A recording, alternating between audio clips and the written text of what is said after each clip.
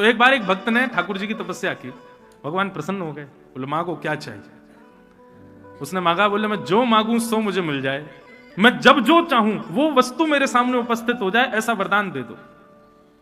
भगवान बोले ये वरदान नहीं देंगे भाई, तुम लोग बड़े खतरनाक हो, कुछ भी मांग सकते हो।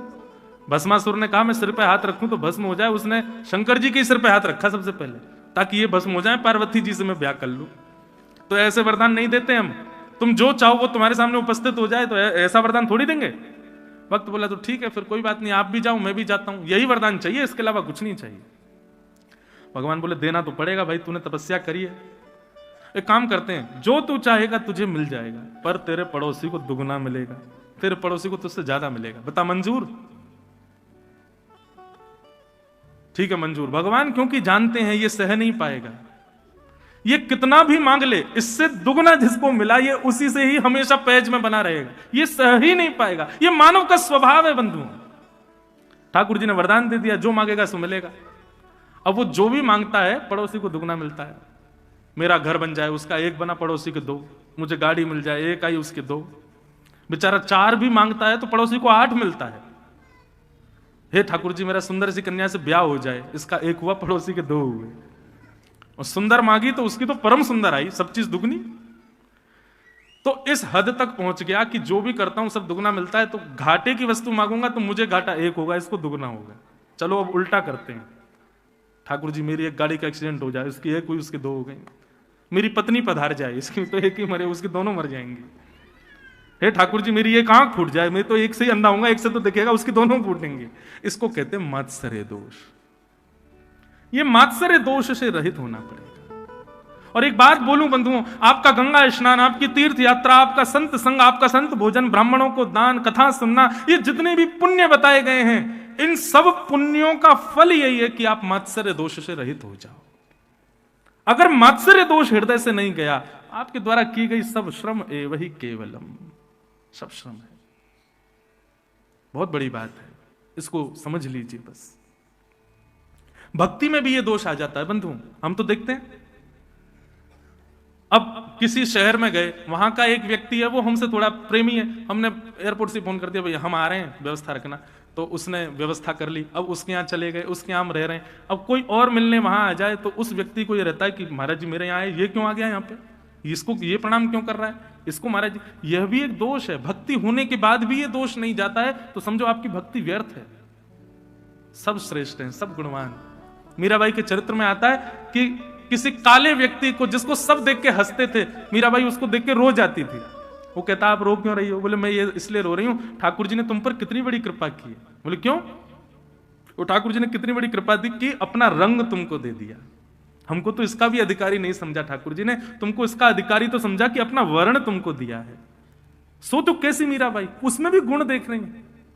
और ये केवल वैष्णवों का गुण नहीं, ठाकुर जी भी ऐसे ही है। कुब्जा का प्रसंग आता है भागवत में, 3 जगह से कमर टेढ़ी उसकी, जिसको देख करके कोई बात नहीं करता था, उसको ठाकुर जी भागवत में संबोधन करते हैं, हरी सुंदरी तुम कहां जा रही हो।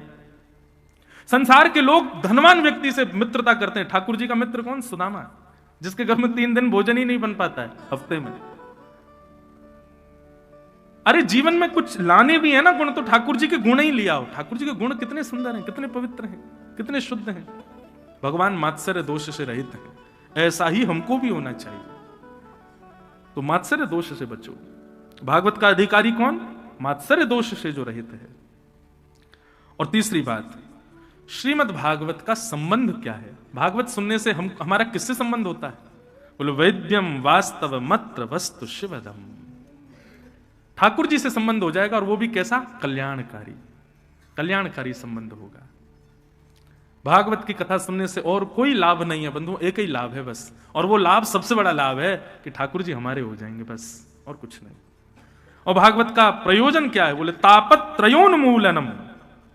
जैसा कि मैंने कल भी कहा था, आज भी कहूं, कथा में नित्य आने वाला, नित्य कथा को जीवन बनाने वाले व्यक्ति के जीवन में फिर ताप अनुभव नहीं होते। श्री कुंभन दास जी, नाम सुना आपने? वैष्णवों ने सुना होगा, जो नए हैं उन्होंने नहीं सुना होगा। अष्ट सखाओं में एक सखा हुए श्री कुंभन दास। क्या नाम था? कुंभन दास। तो श्री कुंभन दास जी, उनके पास ज्यादा धन नहीं था। कैसे थे? तिलक भी लगाते थे ना, तो एक कठौते में जल भर के और उसमें अपनी परछाई देख करके तिलक लगाते। मतलब शीशा भी नहीं था उनके घर में, इतने दीनहीन थे। एक बार अपनी भतीजी से बोले, अरे सुन जल्दी तेने कठौता लेके आ, मुंह को तिलक लगाना है। तो भतीजी बोली, आरसी तो पड्डा पीगो, क्यों जल है ना, वो तो बछड़ा पी गयो। तो फिर दूसरा जल भर के लाए। इतने दीनहीन थे। एक बार लेकिन ठाकुर जी उनकी गोद में खेलते थे। एक बार ठाकुर जी उनकी गोद में बैठे थे और बैठ करके कुंभनदास जी के साथ में लीला कर रहे थे। इतने में ठाकुर जी ने कृपा की, बोले कि कुंभना के पास में ज्यादा पैसा ना आए, कोई राजा के हृदय में मैं ऐसी भावना प्रकट करूं कि वो राजा दान करवे के काजे ब्रज में आवे और कुंभनदास को खूब सारी संपत्ति दे जावे। ठाकुर जी ने ऐसा मन बनाया। और एक दिन एक राजा भ्रमण करता हुआ गोवर्धन गया, उसके हृदय में ठाकुर जी ने प्रेरणा प्रकट की। संतों को दान देता देता जैसे कुंभनदास जी की कुटिया में गया, राजा के आते ही ठाकुर जी जो गोद में बैठे थे ना, ठाकुर जी वहां से अंतर ध्यान हो गए। राजा ने आकर के प्रणाम किया, पर कुंभनदास जी ढूंढ रहे थे, अरे कहां चले गए मेरे जय जय, कहां चले गए, अरे मेरो लाला कहां चलोगे हो। उठा उठा करके वस्त्रों को ढूंढे, मेरो लाला कहां चलोगे हो। सोने चांदी हीरे जवाहरात सब सामने रख दिए। बोले भगवान मैं दान करने आया हूं, ये सब ले लो। कुंभनदास जी बोले, तो दान की पड़ रही है, ए मेरे हृदय को सबसे बड़ा रत्न तो मुंह को छोड़ के चलोगे, इन सबन ने लेके आयो है, जरूर इन सबन के मारे ही वो चलोगे हो, ले जा, या कुछ ना चाहिए, कोई और को दे दियो। राजा ने खूब प्रार्थना की। घर के सदस्य कहने लगे, कुंभनदास जी ले लो, हमारे घर में बहुत तंगी चलती है, अरे घर सब ठीक रहेगा, भोजन पानी बढ़िया चलेंगे, ले लो रत्नों को। कुंभनदास जी बोले, यदि ये रत्न घर आएंगे तो मैं घर छोड़ के चलो जाऊंगा, ले जाओ इनको यहां से, मुझे नहीं चाहिए। और रोने लगे, मेरे ठाकुर जी कहां चले गए। राजा जैसे ही रत्न समेट कर वापस गया, सोई ठाकुर जी फिर से उनकी गोद में आ गए और गोद में आके बोले, कुंभना तेने वाके द्वारा दी गई सब सामग्री ठुकरा क्यों दई। अरे तो पता हुआ राजा को मैंने ही चेतायो, वाके हृदय में मैंने ही भावना प्रकट करी कि तो को आके खूब सारो धन दे जाए, और तेने वाको ठुकरा दियो क्यों। कुंभनदास जी कितनी सुंदर बात कहते हैं, लाल जी यदि मैं वो सारे रत्न ले लेता तो आपको लगता अब कुंभनदास सुखी हो गया और आप दोबारा मंदिर में चले जाते, मेरे पास लौट के नहीं आते। मैंने रत्न नहीं लिए तो आपको चिंता हुई, तो आप लौट के दोबारा मेरी गोदी में आ गए पूछने कि तूने रत्न क्यों नहीं लिए। अगर आप प्रसन्न होकर चले जाते भगवान, तो दोबारा गोदी में आपको बैठाने का ये सुख मुझे नहीं मिलता। मेरे लिए कोई रत्न नहीं, आप सबसे बड़े रत्न हो ठाकुर जी, बस आप मेरे रहो। ऐसी स्थिति। कुंभनदास जी जब हल चलाते थे ना अपने खेत में, ठाकुर जी बीज डालते थे पीछे से, कुंभनदास जी के संग खेती करवाते। एक दिन मंदिर के घंटे घड़ियाल बजने लगे तो कुंभनदास जी जल्दी से हाथ पांव धो के मंदिर भागने लगे। ठाकुर जी बोले, अरे कुंभना कहां जा रहा है। कुंभनदास जी बोले, मंदिर जा रहा हूं दर्शन करवे। ठाकुर जी बोले, कितना पागल है बाबड़े, मैं स्वयं तेरे संग खड़ा हूं, तेरे संग खेती करवा रहा हूं, फिर भी मंदिर क्यों जा रहा है।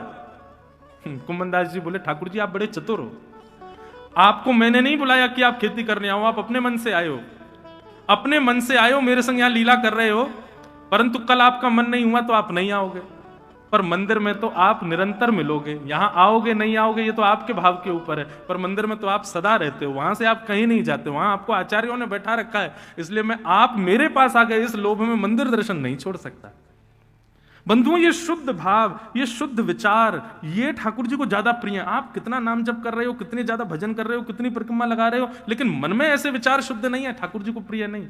ये शुद्धता विचारों की ठाकुर जी को ज्यादा प्रिय है, जो हमने वैष्णवों में देखे। तो वैद्यम वास्तव मत्र वस्तु शिवदम तापत्रयोन्मूलनम, संसार के कष्ट भी कष्ट से ना लगे, ठाकुर जी का भाव प्रिय लगे। ऐसे भगवान के सुंदर वांग्मय विग्रह की कथा श्रीमद् भागवते महामुनि कृते किंबा परैरीश्वर सद्यो हृदयवरुध्यते त्रिकृतिभिः शुश्रूषुभिस्तत्क्षणात्। ऐसी कथा जिसको सुनने की इच्छा मात्र से चित्त में ठाकुर जी प्रकट हो जाते हैं, उसको हम बारंबार प्रणाम करते हैं। भागवत के तृतीय श्लोक में निगम कल्पतरोर्गलितम फलम सुखमुखादमृतद्रव संयुतम पिबत भागवतम रसमालयम मुहुर्हो रसिका भुवि भावुका।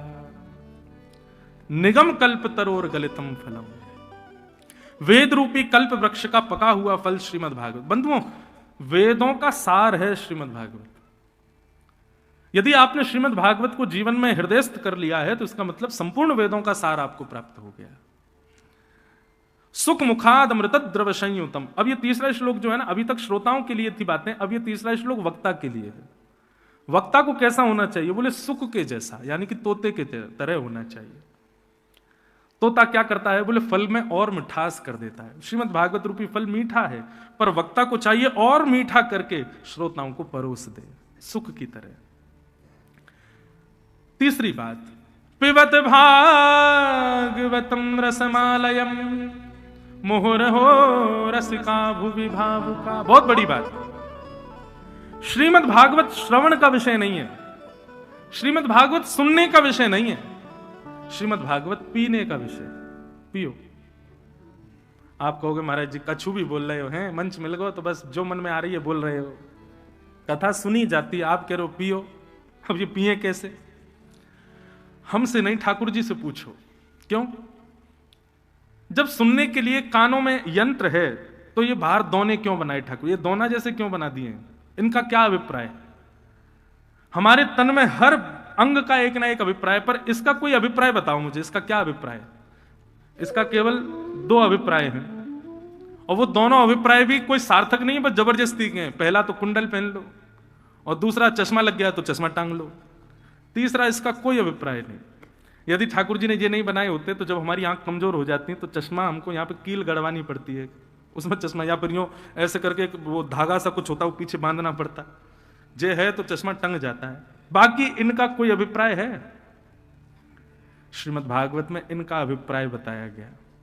क्या अभिप्राय है? बोले इनको क्या बोलते हैं? बोले श्रवण पुट। पुट मतलब होता है दोना। ये दोने की आकृति ठाकुर जी ने क्यों बनाई है? बोले भाई दोने में रसायन भर के पिया जाता है, खीर लेके खाई जाती है, कड़ी रखी जाती है, कुछ ना कुछ पानी की वस्तु को दोने में रखा जाता है। अब इसमें आप घी आदि सब कुछ डालोगे तो ये बर्बाद हो जाएगा। तो फिर इस दोने का क्या काम है? बोले ये श्रवणपुट भगवान ने दिए, इसमें भैया श्रीमद् भागवत रूपी रस भर भर के पियो, इसलिए ये हमको प्राप्त हुए। इनका यही प्रयोजन है और कोई इनका कोई प्रयोजन नहीं है। श्रवणपुटेषु संवृतम। ये श्रवणपुट कथा सुननी नहीं है, सुनना है संसार की बातें सुनो, सुनना है व्यक्ति जो बाहर बोलते हैं वो सुनो। कथा तो पीने का विषय। पीने का मतलब क्या है? पीने का मतलब है पी हुई वस्तु तुरंत असर करती है। विष पी लो तुरंत असर होगा, मर जाओगे। मदिरा पी लो तुरंत असर होगा, नशा हो जाएगा। औषधि पी लो तुरंत असर होगा, रोग ठीक हो जाएगा। छाछ पी लो, दूध पी लो, कुछ भी पीने वाली वस्तु होती है वो तुरंत आपके शरीर को लगती है, असर दिखाती है। ठीक उसीलिए यहां पिबत शब्द का प्रयोग किया गया कि कथा तुरंत आपके शरीर को लगे और आपके जीवन पर असर डालने लगे तो समझो आपने कथा सुनी नहीं, पी है। आप सुन रहे हो तो जैसे हो वैसे ही बने रहोगे, लेकिन पी रहे हो तो निश्चित असर आएगा, बदलाव निश्चित होगा। और बदलाव ही इस बात का प्रमाण है कथा सुनी नहीं, पी गई है। पिबत भागवतम रसमालयम मुहुरहो रसिका भुवि भावुका। भागवत पियो, पीने का विषय। श्रीमद् भागवत पीनी है, पिबत भागवतम। तो इस प्रकार ये 3 मंगलाचरण किए गए। इन 3 मंगलाचरणों के बाद 6 प्रश्न सौनकादि ऋषियों ने किए, और इन 6 प्रश्नों के उत्तर में अब सूत जी यहां से प्रवचन करना प्रारंभ करते हैं और उससे पूर्व अपने गुरु को वंदन करते हैं। पूरी धनाश्री बहुत ध्यान से सुनिएगा। सूत जी कहते हैं, हे सौनकादि ऋषियों, आप लोगों ने जो प्रश्न किया है ना, मुनय साधु पृष्ठोयम भवद्भे लोक मंगलम यत्कृतः कृष्ण संप्रश्नो ये नात्मा सुप्रसिद्धति। बहुत सुंदर बात है। उत्तर श्रेष्ठ देने वाला गुरु हो ये जरूरी नहीं, प्रश्नकर्ता का प्रश्न भी श्रेष्ठ होना चाहिए। कई बार लोगों को खुली इजाजत मिलती है कि प्रश्न करो। बड़े विचित्र प्रश्न करते हैं आजकल के लोग। प्रश्न कैसा होना चाहिए? पूछने वाले का भी कल्याण हो, उत्तर देने वाले का भी कल्याण हो और बाकी के जो लोग बैठे हैं सुनने के लिए उनका भी कल्याण हो। प्रश्न सदैव ऐसा होना चाहिए।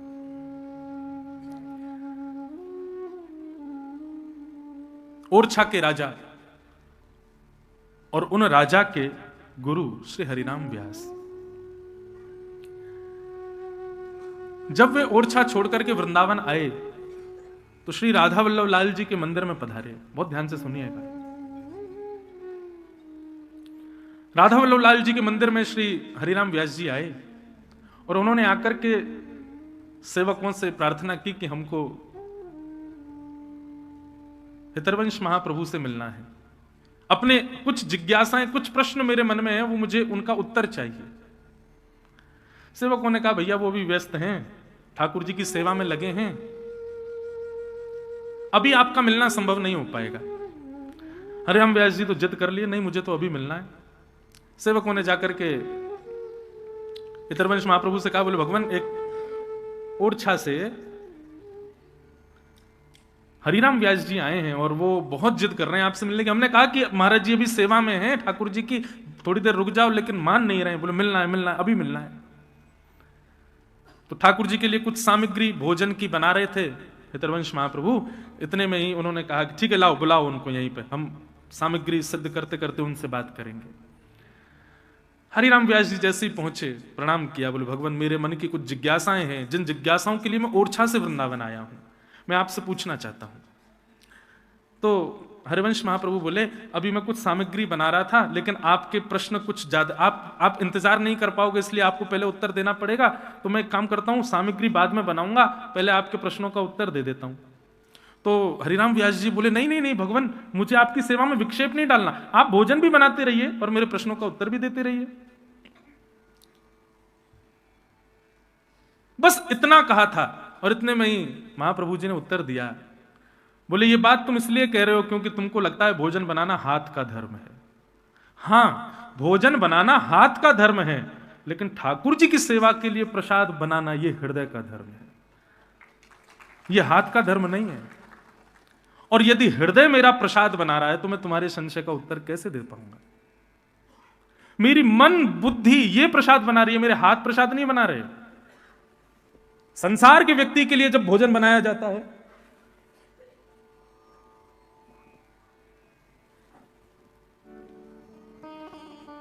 नहीं बस इतना ध्यान रखना हम लुढ़क नहीं जाएं पीछे, ये सब व्यवस्थाएं नहीं भैया, इसलिए कि कथा में विक्षेप ना हो। तो क्या बता रहा था मैं, कितना सुंदर भाव। कथा सुनाना मुंह का धर्म नहीं है ना, हृदय का। हृदय पीछे चला गया था अभी मेरा।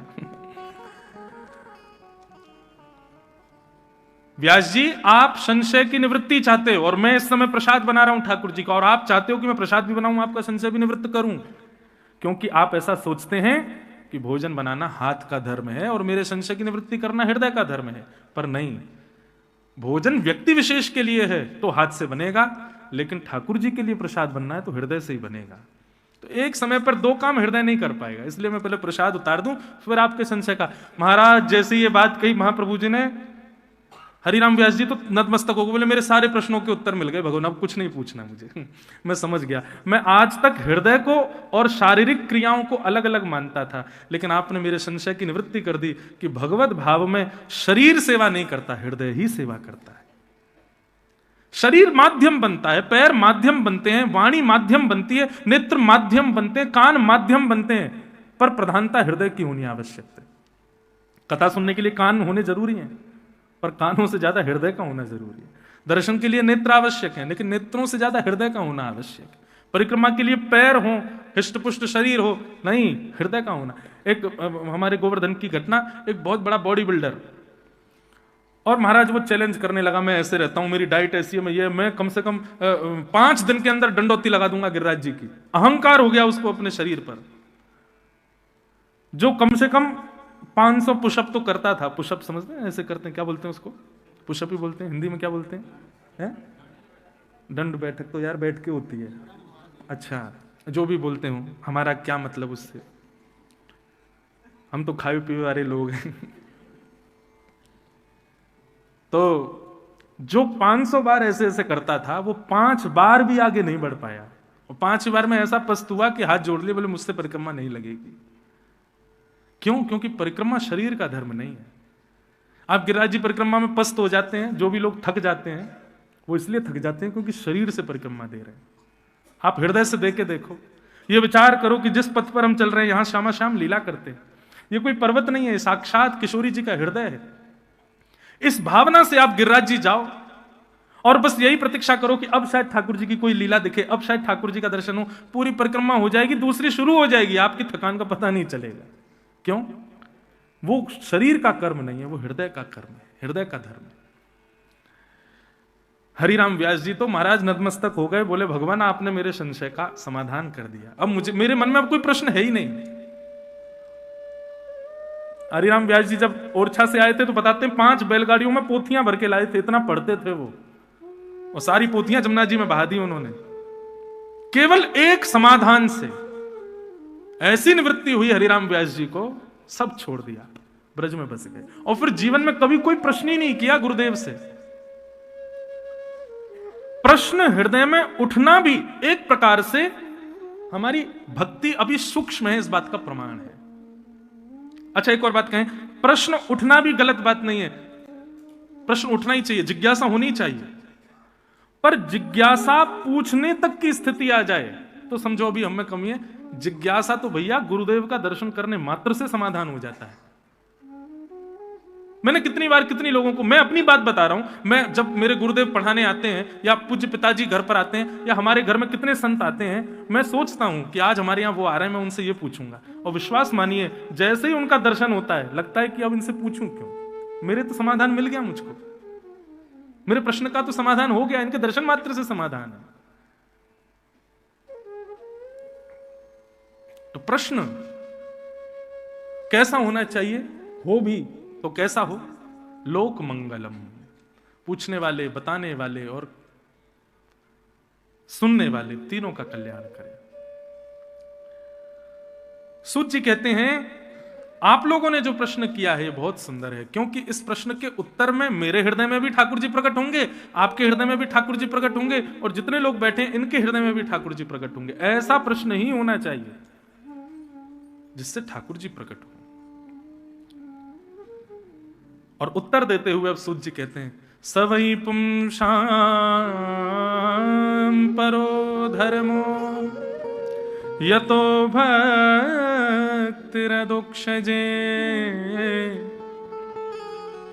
अहैतुक्य प्रतिहता ययात्मा संप्रसीदति। अब यहां परम धर्म का विषय, जो परम धर्म अभी सुन रहे थे किसको कहते हैं, तो यहां सूत जी परम धर्म की व्याख्या कर रहे हैं।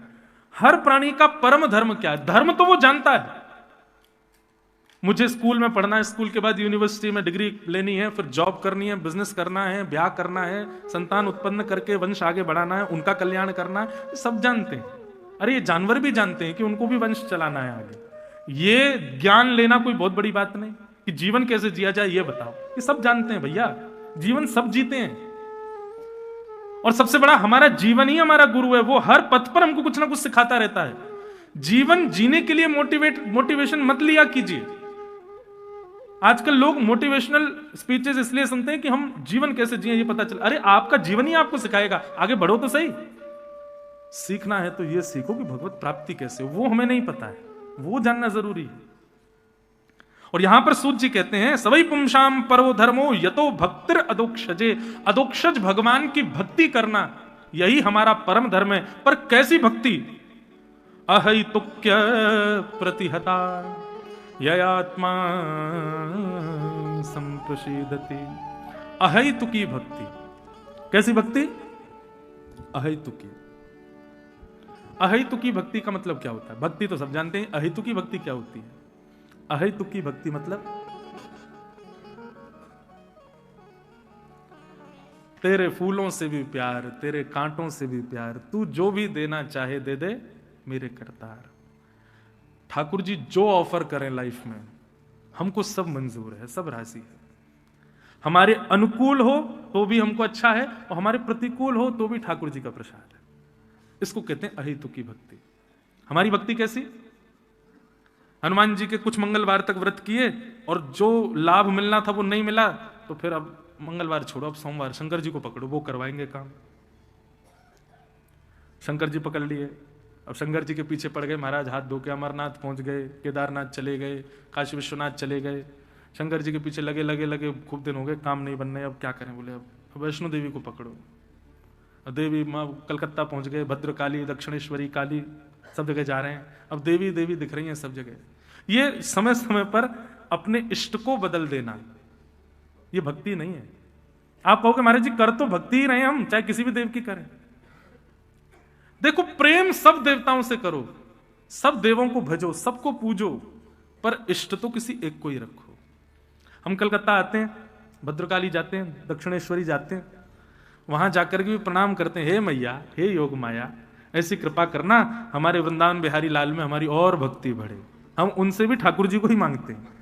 हम महाकाल जाते हैं तो वहां भी, हे बाबा कृपा करियो, हमारे यहां तो आप गोपी बनकर के बैठे हो, गोपी प्रेम की भिक्षा दीजिए, ऐसी भिक्षा दो कि आपको जो प्रेम ठाकुर जी से वैसो प्रेम हमको भी प्राप्त हो। अहेतुकी भक्ति का मतलब क्या है? चाहे जीवन में कुछ हो जाए, लेकिन हमारी भक्ति कभी डगमगाए ना, कभी विचलित ना हो। अनुकूलता प्रतिकूलता कुछ भी आ जाए, न कोई शिकायत, न कोई अर्जी, कर लो करा लो प्रभु, जो है तेरी मर्जी। उसकी रजा में जो राजी रहे, उसको कहते हैं अहेतुकी भक्ति। यही परम धर्म है।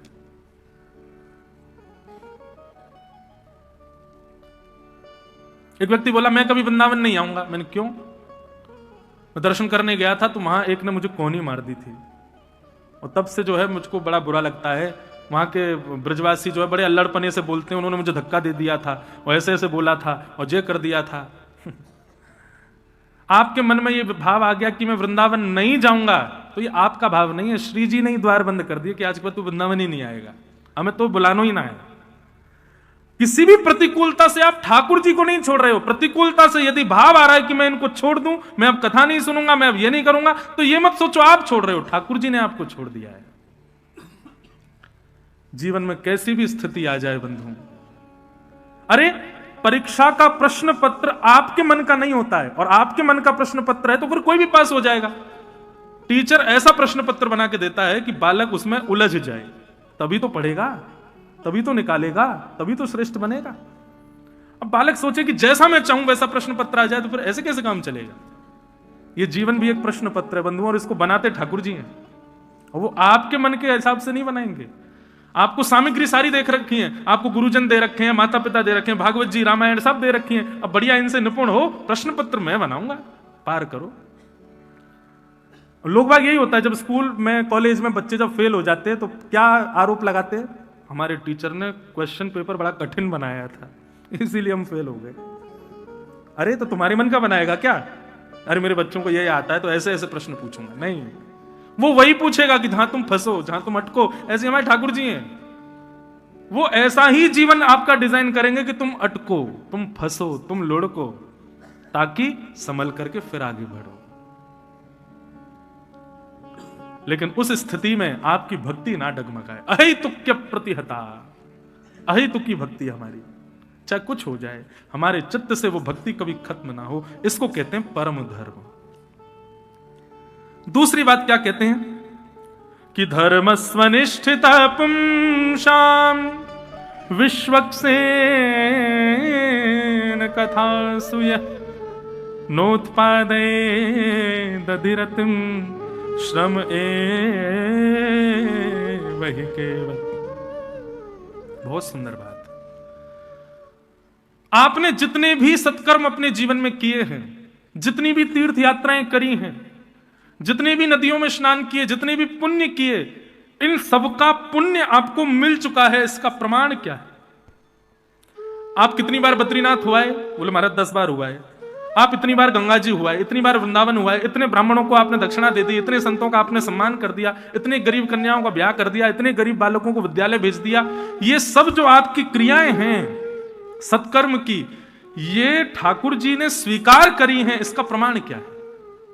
आपने तो कर दी, पर ठाकुर जी ने वो स्वीकार करी है कि नहीं, इसका प्रमाण क्या है?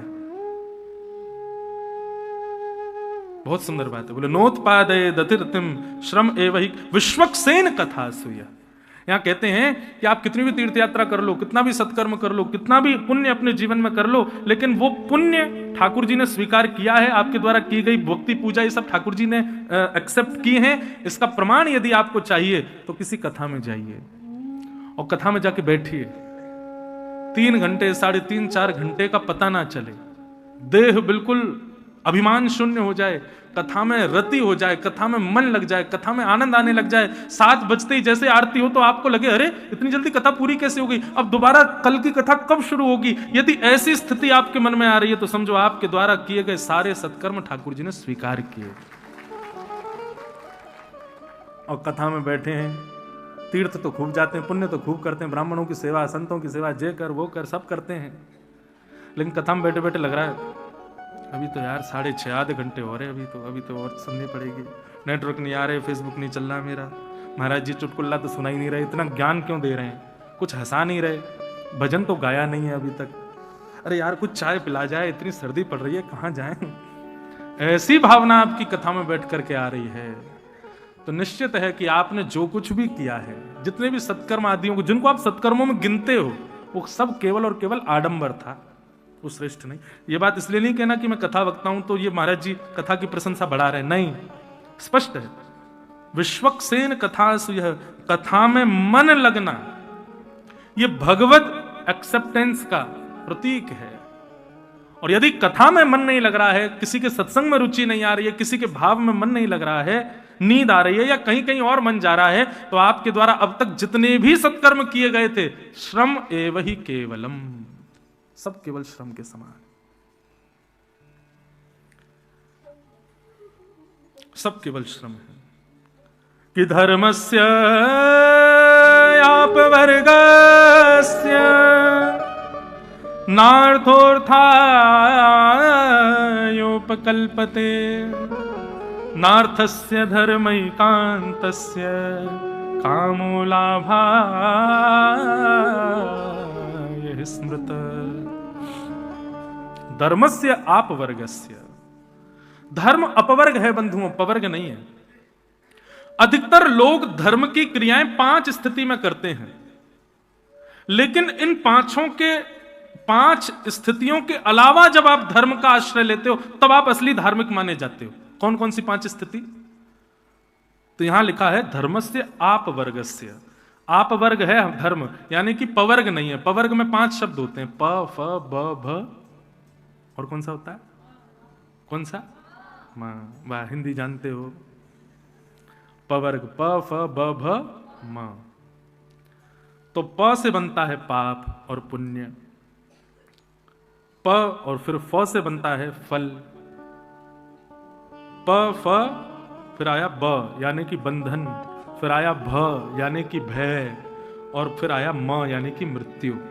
मतलब पहला पाप और पुण्य की, पाप हो गया, अब पाप की प्रायश्चित के लिए आप अगर हनुमान जी के पास जा रहे हो तो आप धार्मिक नहीं माने जाओगे।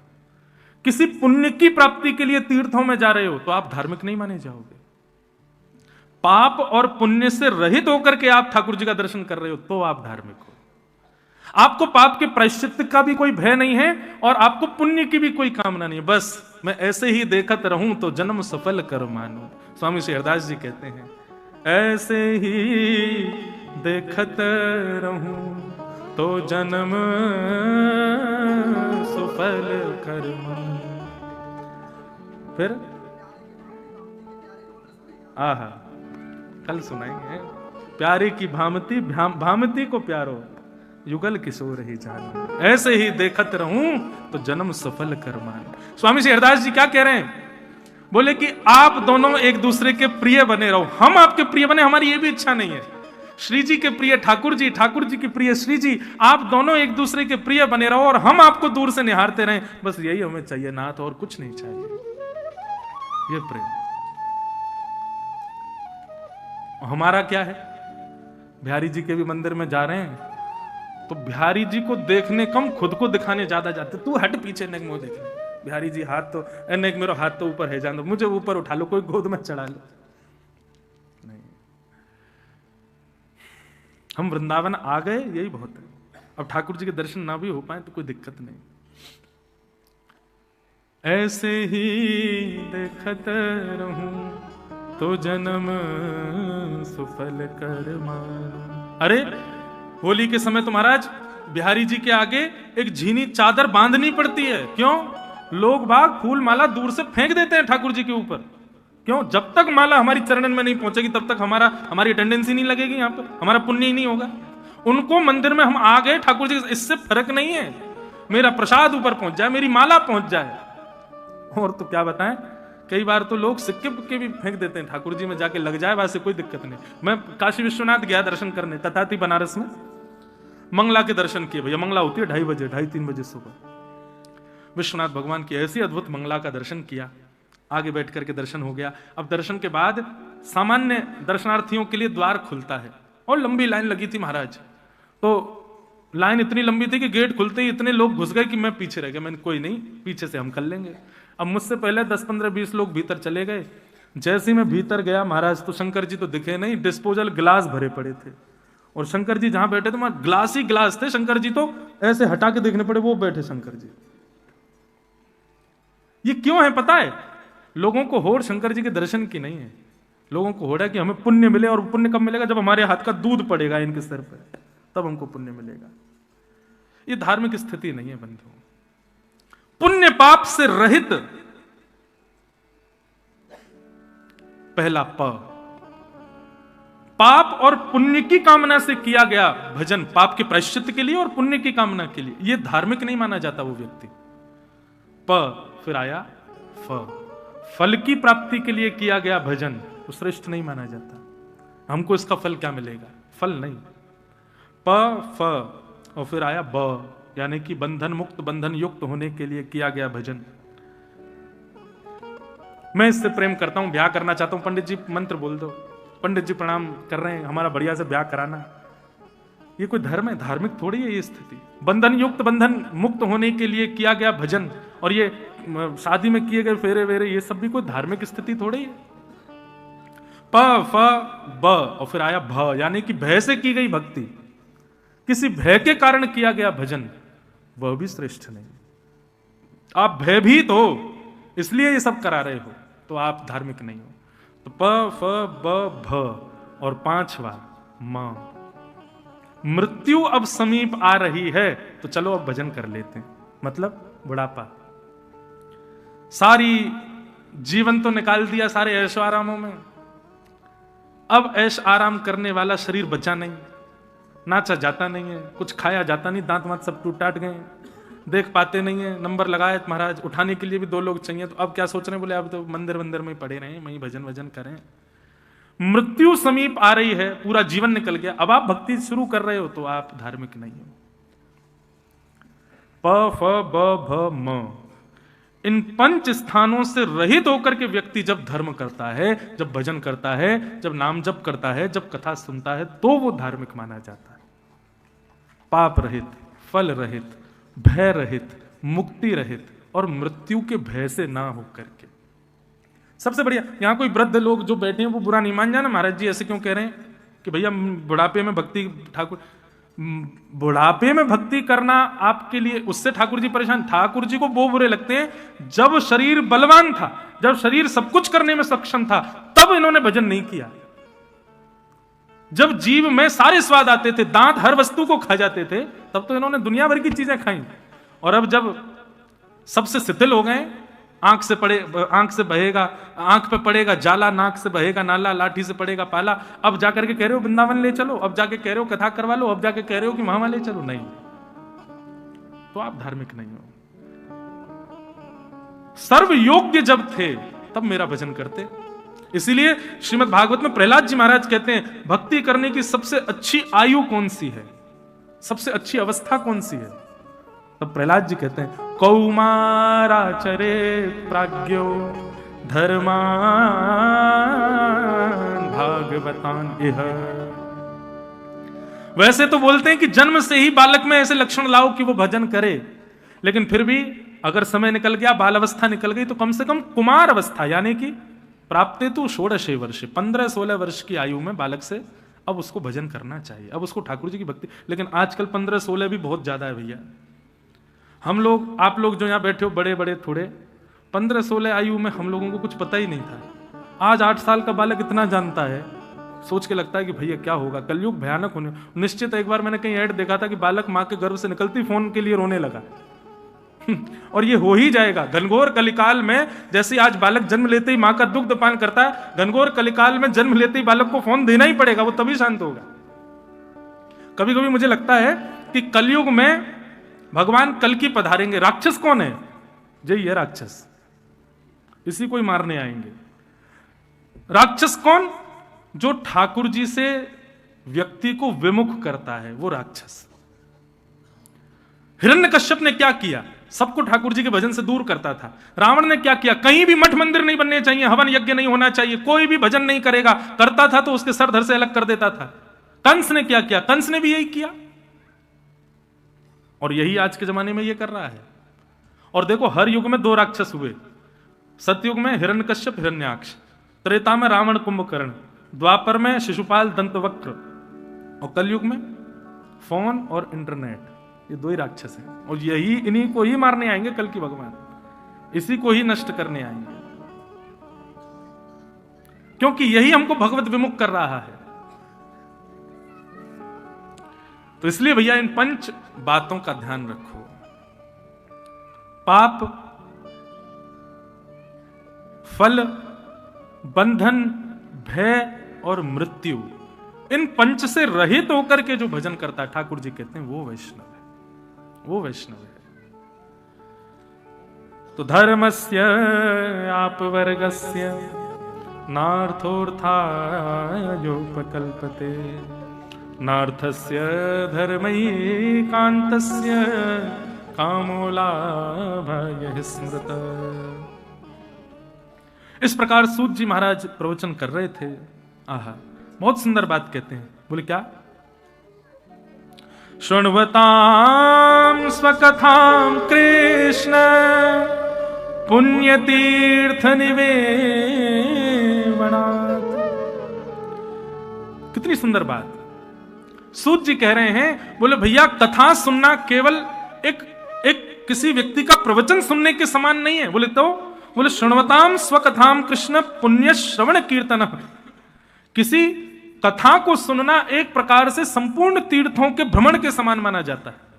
एक भगवत कथा का श्रवण संपूर्ण देव नदियों में स्नान के समान माना जाता है।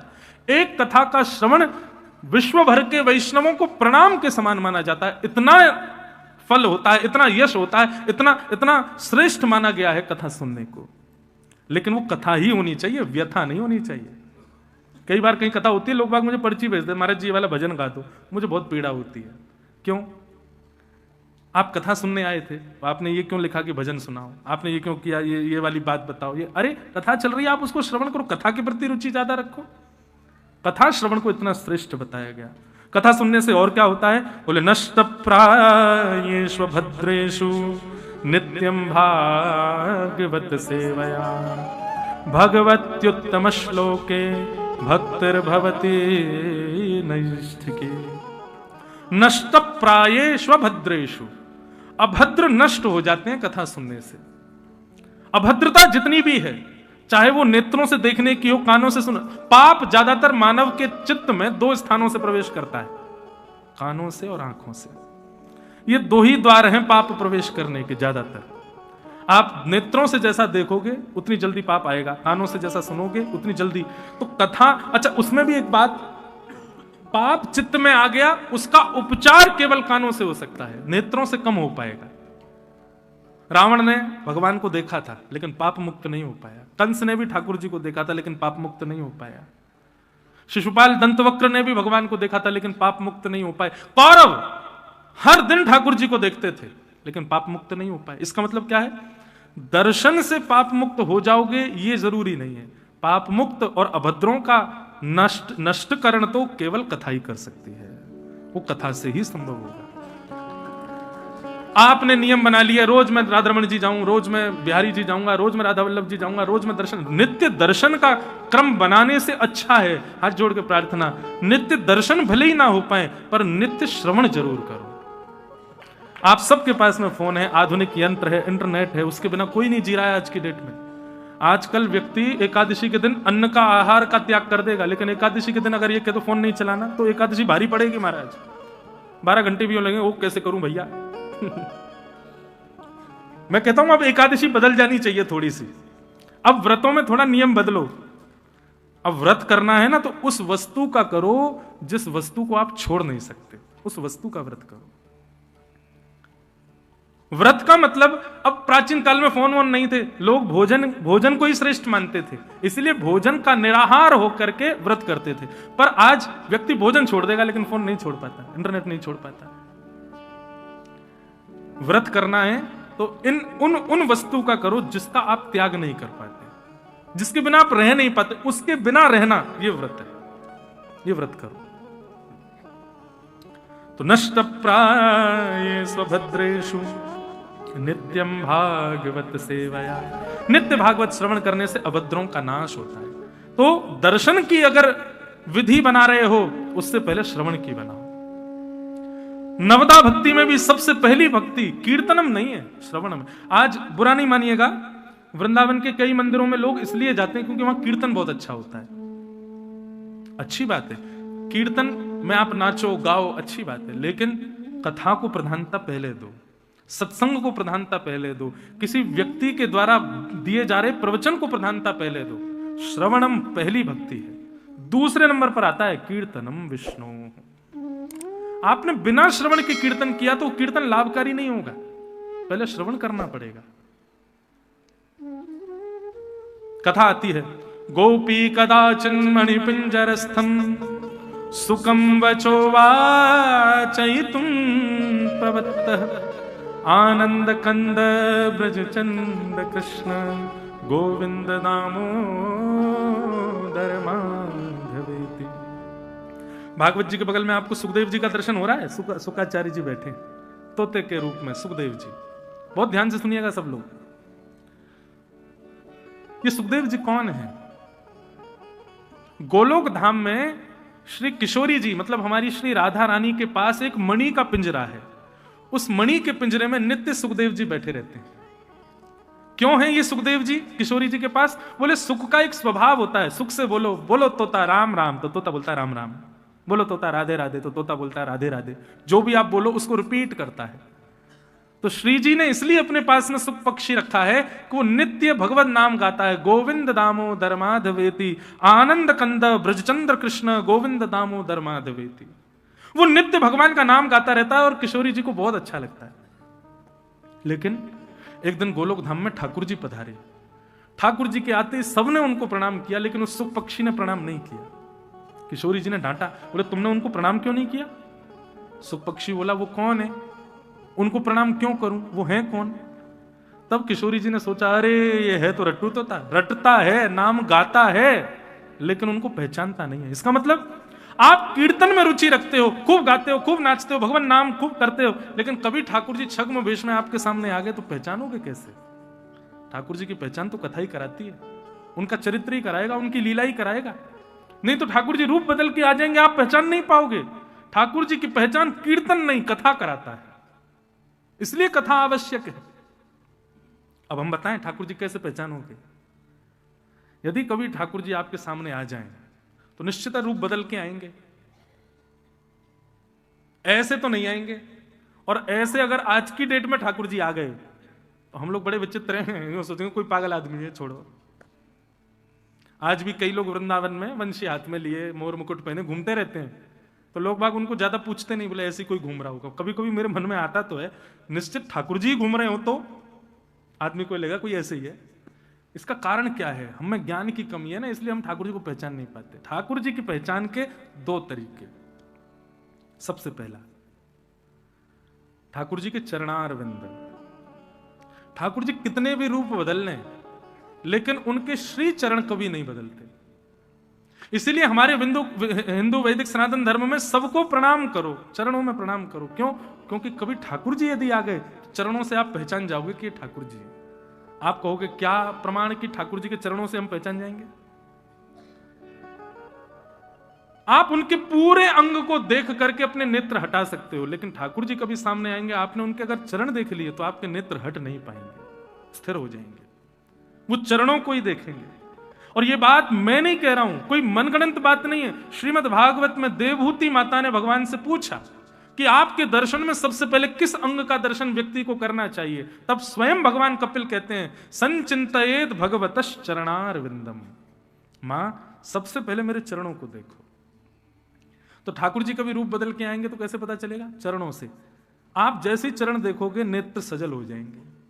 किसी के चरण देख के नेत्र सजल नहीं होते, लेकिन ठाकुर जी के चरण देखते ही नेत्र सजल हो जाएंगे, नेत्रों में आंसू आ जाएंगे।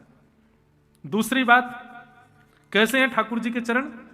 बोले संचिंतयेत भगवतश् चरणारविंदम वज्रांकुशध्वज सरोरुहलांचनाड्यम, एक अद्भुत प्रकाश जैसा होगा उन चरणों में, जो आपके हृदय के अज्ञान को नष्ट कर रहा होगा, बिना प्रश्न किए हुए समाधान मिल रहा होगा, केवल चरणों को देखने मात्र से। बस उसी समय पकड़ लेना उनको, चाहे वो कैसे भी रूप में हो, बस समझ जाना ये ठाकुर जी हैं, या तो ठाकुर जी हैं या ठाकुर जी का ही कोई अंश है। अब ये प्रमाण कीर्तन में तो नहीं मिला ना, कथा में मिलता है। इसीलिए फिर किशोरी जी ने उस सुख पक्षी को आज्ञा की कि तुम कीर्तन तो बहुत कर चुके हो, लेकिन तुम्हारे अभी जीवन में ठाकुर जी का परिचय नहीं है, अब कथा का आश्रय लो। तब सुखदेव जी पृथ्वी पर आए, व्यास जी की पत्नी के गर्भ से जन्म लिया और वेद व्यास जी से भागवत का अध्ययन करके भागवत के सर्वश्रेष्ठ वक्ता बने श्री सुखदेव जी महाराज।